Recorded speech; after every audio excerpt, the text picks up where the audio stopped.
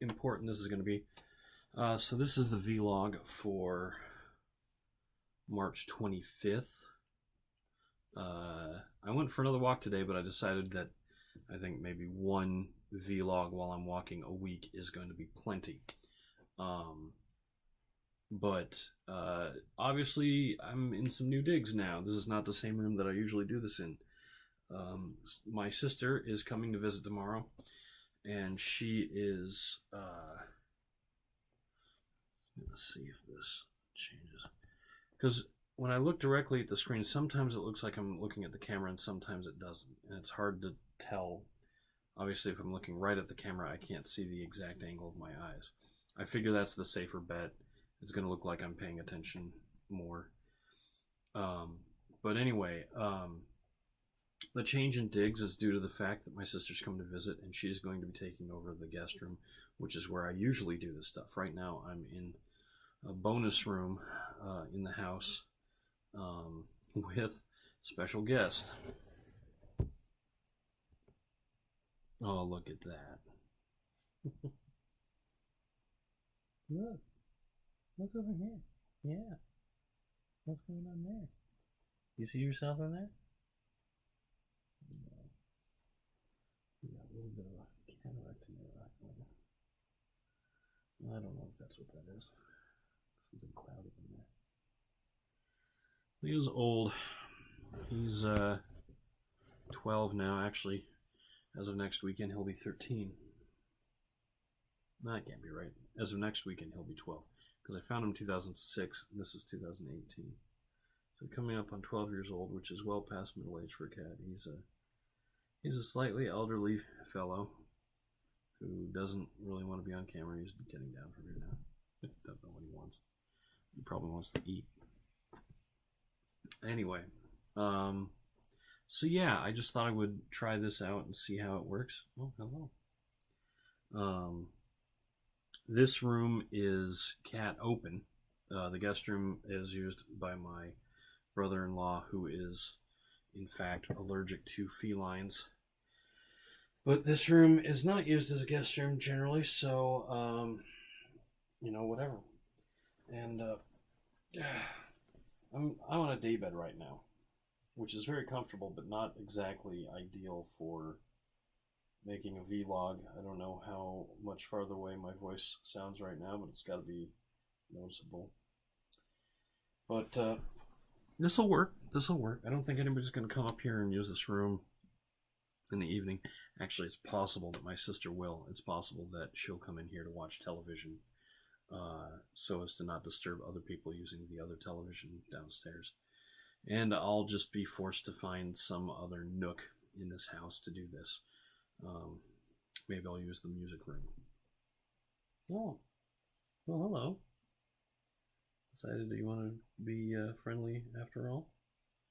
Wondering who I'm talking to? Anyway, I walked today, but that's not what I've spent most of my day doing. After all the whining, all the moaning, all the frustration and grief that logging into Elite Dangerous gave me, I have found it quite enjoyable to play. It's a space sim that's very wide open. You could make the argument that it's sort of the Skyrim of space simulators, but I don't know if that's exactly true. You could call it the Dark Souls. It's not exactly the most forgiving, but if you know how to avoid combat, there's actually a lot of stuff you can do. You can, at the very basic level, and what I've been doing to make some money here and there, you can you can be a courier, which involves passing information with your starship from one solar system to another. And I have a tiny little, it's called a Sidewinder. That brings to mind a very dangerous snake. The Sidewinder in this game, however, looks like a flying spade. I actually gave the company $10 for a DLC add-on kit of cool little like fins and stuff, because I thought I'd be using this a lot longer than I actually ended up doing. I have enough money now to buy a new ship, and I'm giving serious consideration to something that has no add-on kits whatsoever, as a jumping off point to something else down the line. We'll see.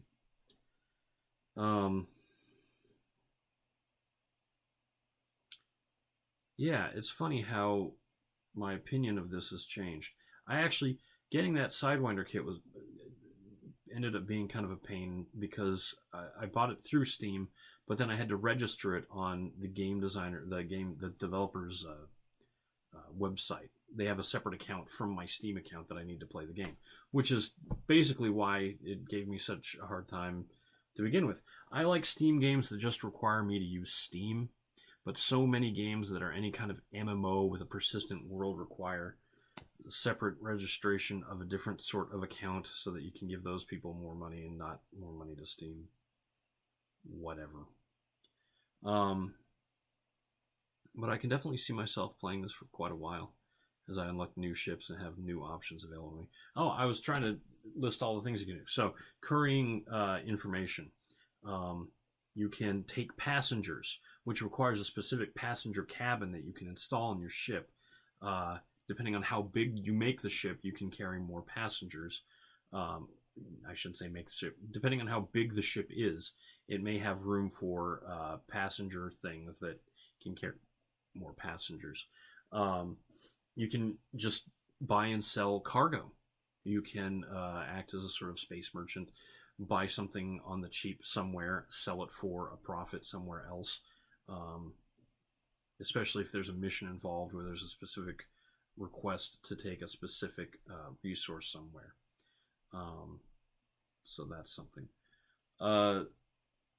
You can explore, which is kind of cool. You find, obviously space is huge, and this game's actual space like universe is basically the size of a galaxy. It's gargantuan, and there's a bubble. It's called the bubble, and it's the area of human occupied space. And outside it, safety is not guaranteed. And there are, in fact, the game's been out for a few years now.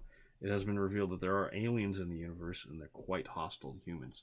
So the further out of the bubble you go, the more you have to rely on your own sort of resources to do anything. And of course, like any good space sim, there's combat. You can build a space fighting ship that's laden with lasers and autocannons and missile launchers and all that sort of stuff. But I am not the world's best pilot when it comes to space combat. And so I am hesitant to start doing missions of that nature. Just because I have enough trouble landing.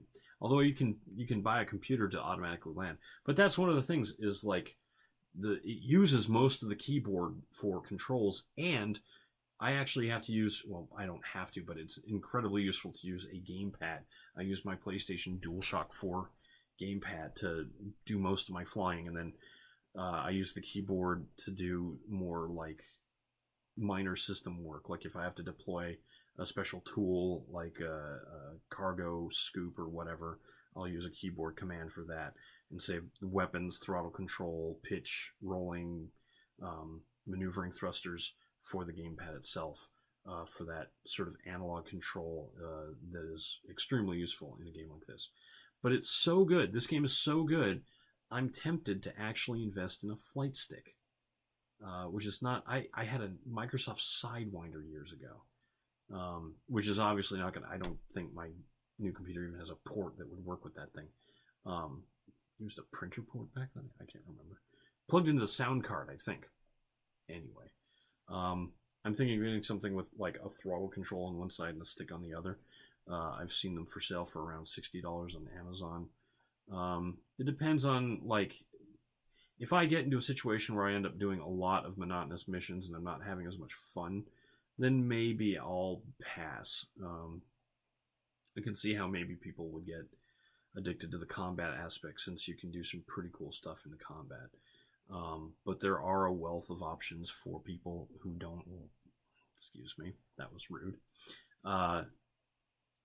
There are a wealth of options for people that don't like to fight. And honestly, I spend so much time fighting in so many other video games, it's kind of a nice ginger pace to play a game where I can make money and have fun doing no fighting at all. Oh, and today's walk was beautiful. The sun was out and it was about 50 degrees. just perfect. But I didn't want to spend too much time gushing about that since that was all I did yesterday. Anyway, this has been the vlog for Eric's Spornitz, March 25th. I did already say that. And as usual, tomorrow will be better.